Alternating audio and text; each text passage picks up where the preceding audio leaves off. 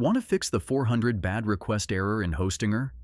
In this video, I'll show you exactly how to do it in just a few simple steps. Don't forget to like this video, subscribe to my channel, and share it with others. Open your browser and go to hostinger.com.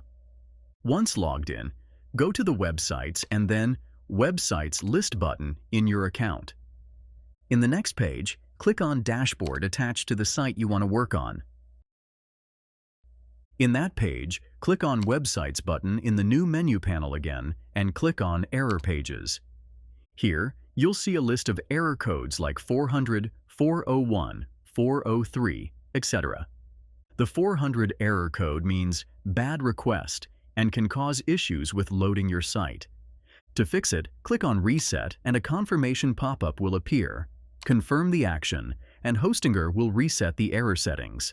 That's it. Your 400 bad request error should now be fixed. Want to get the best deals on Hostinger? Use my affiliate link in the description for exclusive discounts. If this video helped, make sure to like, subscribe, and share. See you in the next video.